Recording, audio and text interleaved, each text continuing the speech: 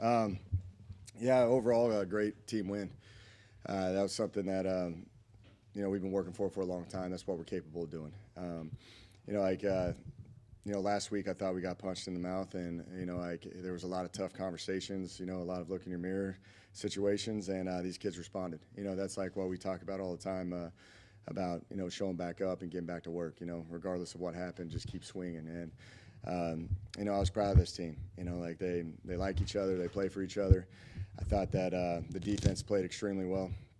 They played a lot of bodies at the end and everything, but they're still playing at an extremely high level. Offensively, we're very inconsistent at times, but we showed some playmaking ability that I know we're capable of doing, and we still left a lot out there. And offensively speaking, they know that that's not even close to our best performance. Still disappointed in the penalties, the unnecessary penalties, and all that stuff, and we're going to keep addressing that and making sure that we get that fixed, because we were having too many just crazy penalties in my mind, that are things that we can control. And, this is, it's a hard game. It's hard to win. And, these kids, I'm happy for them just because I know all the work that they put into it. And just to see them celebrate in the locker room, it's always a great feeling, and understand why you struggle and you strain and you overcome adversity. And, we still got a lot more ball left to play, and we still are not even close to playing our best ball. So we got to enjoy it tonight, and then we got to get back to work tomorrow. Obviously we play a tough Baylor team on the road on a national television kickoff, but we got to worry about ourselves and continuously try to minimize these mistakes, find a rhythm, find a consistency. I think every single week we are finding the guys that we're going to go to war with, and who's the guys that are going to consistently show up for us. That's the thing about all teams go through in these first 3-4 games of the season. They're trying to figure out who they're going to lean on for the rest of the year, and we're getting there. We're getting better every single day, and we still got a lot of work, and we'll show up tomorrow, make the corrections, and we'll get back at it and have a good week of prep, and then go take our shot at Baylor. So, questions? A scary injury to Chris Mills. Do you have an update on him at all? There's no update now. Our thoughts and prayers are with Chris and his family. That was a very scary deal. You kind of take that for granted at times, where you see an injury, but when you saw the reaction to him and where he was at, it's some scary things that are going on. So hopefully we'll have a good update. I'll check in with really the doctors after this press conference and just make sure that he's okay. But our thoughts and prayers are with Chris and his family right now. I'm assuming he went right to the hospital right after. He did. Yeah. Went right to the hospital. So they put him on the stretcher, and they got him straight into the ambulance and out. It's a lot of success running the ball today. Was that planned going into it, or did you just kind of feel it out as the game went on, or how'd that work out for you? Yeah, no, I'm always trying to run the football. All right, and last week it turned into a passing game because we couldn't establish anything at the line of scrimmage, and we challenged the O-line all week, and Coach Hamilton does a great job with those guys. He puts them in great position, and we were inconsistent in that first half, meaning that we'd hit a 13-yard run, and then we'd hit a no gain, and then we'd hit a 3-yard run, and then we'd hit a no gain, and then we'd hit an 8-yard run, and then we'd go a 3-yard run, and then we'd go a negative yard run. So it was just kind of up and down, and then finally we found our rhythm in that third, fourth quarter, and that's something that you've got to do to win football games, is establish the line of scrimmage and run the ball. If not, it's a long day for them to pin their ears back and go sack the quarterback. And I thought that the run game established us to be able to throw the ball down the field a little bit more efficiently than what we were able to do at Nevada. So, but that was the plan going into it, was to run the ball. And I think Coach McIntyre does a great job in terms, especially on defense, and just making it hard on guys and on quarterbacks and just on offenses in general. So he was really extreme with things at times, where he's loading the box for the run and selling out for it, and he was dropping a lot into coverage at times, and there were some moments where he was dropping a lot of guys into coverage, and we couldn't establish the run game, and that's what we got to clean up, and we're going to keep pressing away at it. But in order for us to be a successful team, we got to run the ball more efficiently. Last week you gave your defense a lot of credit for playing hard with their backs against the wall. How much credit do they get after this week, when it was actually a win? They hung tough out there. A ton. They make it easier on the offense, I can tell you that. There's a team game, and you got to play off of each other, because every side of the ball is going to have their ups and downs. But Zach has done a good job with those guys. I think the new personnel that we brought in, I think they're very disruptive in what they do. I think they're pressuring the quarterback at a lot of times. I thought their quarterback, Grayson James, did a great job at scrambling and using his feet to get some yards. But, we were playing coverage and rushing four, and when we're getting to the quarterback, that's something we've not been able to do here. And, they gave the offense a lot of, put us in good situations. You got a pick six. You got like Rod had 2 turnovers, which was awesome for him.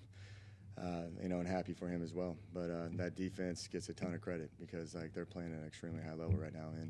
And offensively, we got to keep coming along because there's going to be a moment where we need to elevate our play on offense because there will be a moment where the defense goes through a lot of adversity.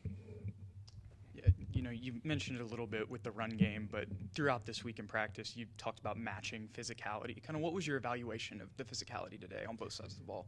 Yeah, I thought we played hard, and and it showed. I thought we were hitting people. I thought we were getting some great yards in the run game.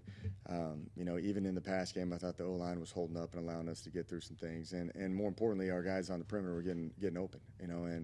And they're contesting a lot of things now. They were. And last week we got contested and we didn't do what we were capable of doing. And this just kind of shows them that, we can, get open and we can block and protect and establish a run. So I was pleased with the physicality, and that's something in this game you got to bring every single week. If you don't play physical, then you're probably going to lose because the toughest team always ends up winning. Yeah, just talking about the pass game a little bit, obviously, like you mentioned earlier, still some things to clean up, but finally able to get those, 2 big touchdown passes from Lane to some of the guys. What was kind of your evaluation of the passing game tonight? Yeah, I thought, we went into it wanting to run the football and just take our shots downfield when it was necessary, and I thought Lane was pretty patient in what he was doing and took the shots when needed. He hit some big plays. We have Charles, who I think Charles Brown is a very dynamic kid in terms of speed. Ran by a guy, and Lane threw it out there to him. Lane's starting to understand his personnel very well. JB ended up winning on a cover 2 shot. They ended up going with the inside vertical and left JB, who inside stemmed it and stacked it, and it was beautiful. Hit it down, for a big play. And then the touchdown to Ashton on the goal line. Ashton's got a unique ability to get open on those goal line because he's a twitchy guy. So I thought the pass game was way better than what it was last week. There's still some things we got to work through, but overall, those guys are working and getting open for them. So, very pleased with that so far. We're still at the non-conference part of the schedule, but some huge wins today around the league. When you look around, does that kind of make you think that you got to kind of step it up in these last few non-conference games before you get to the conference slate? Yeah, no, it's a tough league. Was it Marshall beat Notre Dame and did App beat A&M? Good for them, man. They're it's a great league. It is, and you got to bring it every single week. That's why they call it the Fun Belt. Because it's just so random at times, but you got to play clean football. And we have to make strides. I thought we made strides from week 1 to week 2, and we got to make strides from 2 to 3, and then 3 to 4. And it's got to happen every single week because you're going to get the best out of everybody. I think. When we go over the first non-conference game, we'll be James Madison there. That's a great, that's a really tough, opener on the road in the conference versus, established program and at the FCS level and has beat, FBS teams. And, it's going to be a good challenge. So, we've got to continuously play smarter football. These penalties are a little bit irritating to me, and we got to fix that. And the efficiency of things, and that's something that we got to get better at. So we've got to make these strides every single week because it is a very tough league to go through, and we got to stay healthy too. That's the main thing. So it makes it fun. Makes every Saturday a fun week. It makes a lot of the whole week of preparation pretty intense, but that's why you do it. To play in these moments. Commissioner Keith Gill was here at the game, and he had a whole bunch of games he could have gone to, but he chose to be here in San Marcos. How much does that mean to you to know that the commissioner was here? Yeah, no, Commissioner Gill's been awesome. Just what he's done with this conference, just the additions that he's had, and you had Old Dominion beat Virginia Tech, you had Marshall beat Notre Dame. James Madison has been playing at a high level. And Southern Miss was fighting Miami pretty well today too. So he is a kind of a big picture guy. He kind of is a step ahead of the entire game, and he puts this conference in position to be successful. And I think after the success of today and in last week as well, it shows you that the Sun Belt is a pretty dominant league, and it's a hard league to be to play in, and and he's established that, and I just love the the logistics of it all and the proximity and the states that like all these schools are in, and it just makes it a fun league to be a part of. And Commissioner Gill has all the credit for that because he's got the vision for this conference, and and he understands that we're in some kind of volatile times of college football, and you need to have a strong structure, and we got a very strong structure here in the Sun Belt due to Commissioner Gill. How much credit do you give Dr. Dan Faison for firing up the troops by riding out on a motorcycle before the game? Yeah, like they asked if he could do it, and I'm not going to say no. I can tell you that. I was actually like worried to see if he could do it, but he knows what he's doing with a motorcycle now. And it's awesome. He's been a great supporter. Like I'm telling you, I've never been around a president that is this engaged, and we end up giving him a game ball. Because he got us all fired up to go out there and play. But man, he's awesome. These kids love him. He shows up. He's always around, and he wants us to succeed, and shows all the support he can possibly do. So extremely excited for him getting his first victory here for football. First home opener win for you since you've been with the Bobcats. I feel like you got a monkey off your back kind of tonight with doing that. Yeah, I never look at it that way.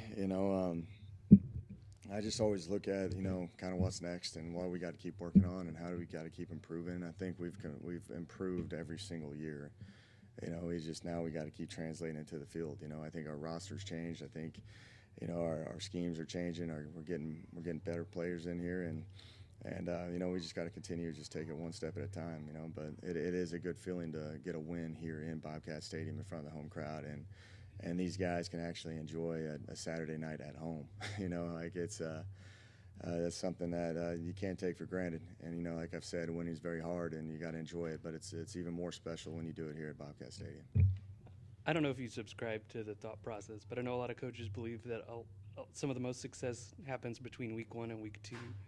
Is that something that you think you saw this week? This team takes some strides, especially with the results. I think we got better, from week 1 to week 2. I still think we got a long ways to go, So, yeah, I hope we gradually increase, from, week 2 to 3 and 3 to 4. And,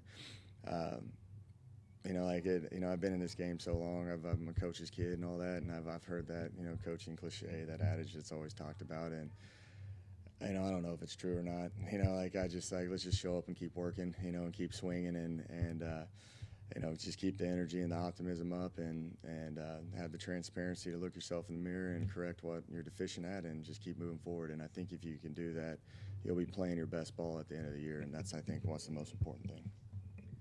So Kyle, this past week, Kyle Hergel was talking about how, the fans deserve more from this team, and getting this first win here at home for the first time in a couple of years.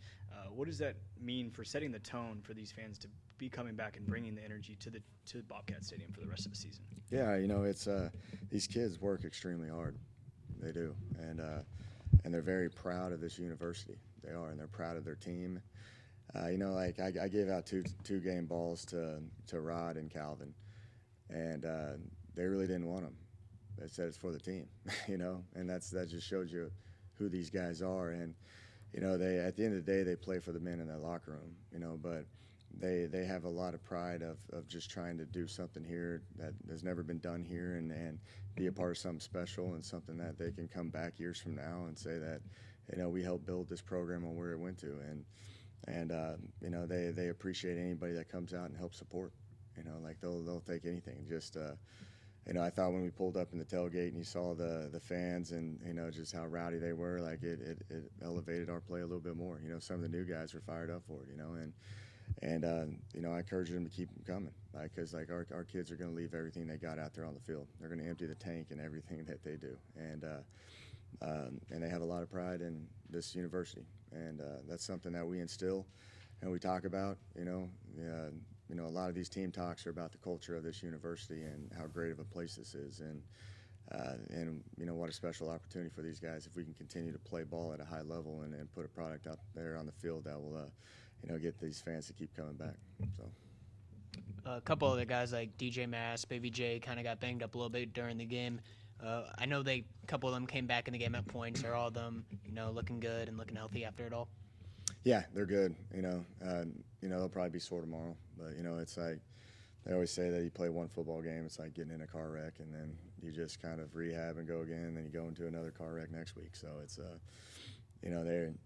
Baby J just got the wind knocked out of him, bit his tongue.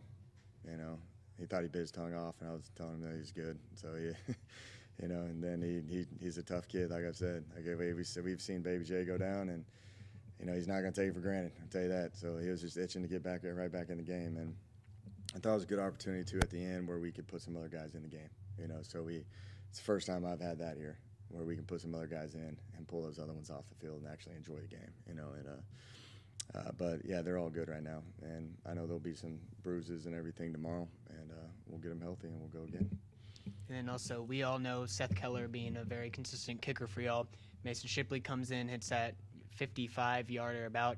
Is this something that we should be expecting to see, kind of a dual kicker kind of threat? Yeah, I know. I think we've done a really good job at understanding our personnel and having conversations and practicing it where we need to go. And Seth is probably one of the most consistent guys, from the 30 in, there's a lot of psychological things that go into play of, when you're backing a kid up and he may get out of his mechanics, he may start doing, stressing a little bit differently than just, it's like a golf swing, like I swing a golf club as hard as I can every single time, and he's got to have that smooth stroke every time. So, but Mason Shipley is the guy from really the 31 to the 38. It looks like he can go probably the 40, today, but it's always good to have that in those moments because I've seen them all do them, all through practice. So it's not a surprise to us. I was just fired up that he did it actually in the game. So happy for him. Yeah, you were talking about the offensive line last week. There were some issues specifically on the left side. How did you feel about them today and their performance? I thought they played well. I thought they played extremely well. And like the whole thing is, it's like I've said how hard it is to play this game, man. And then when you get tested as a man and from a physical standpoint, it takes a lot of courage to keep fighting your way through it all, and we challenged them, and they went back out there and they fought and they strained, and and that's why you see the success on offense.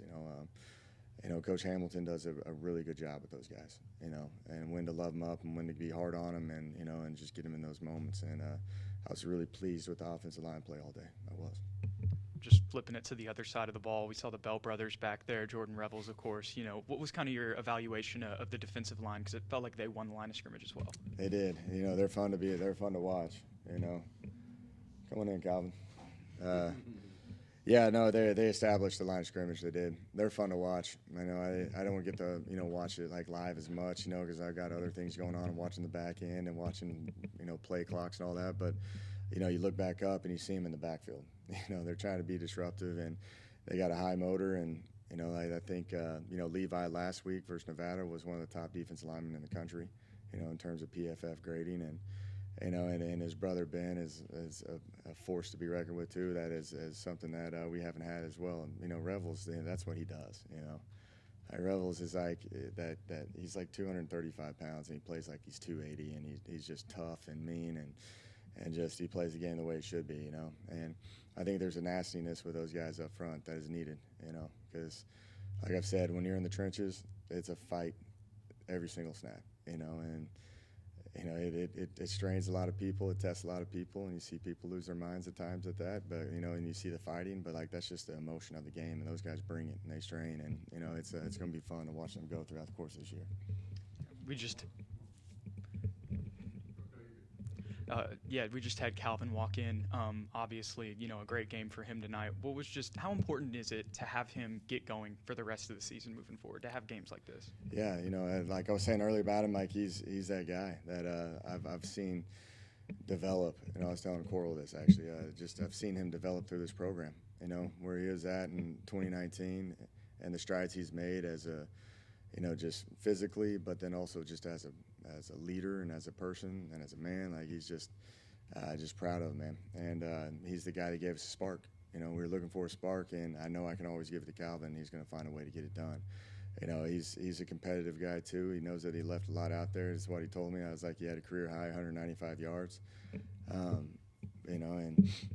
all he said to me is like, I could have done better. But that just shows you kind of the mindset that he has. He's always about what's next and how he can improve. And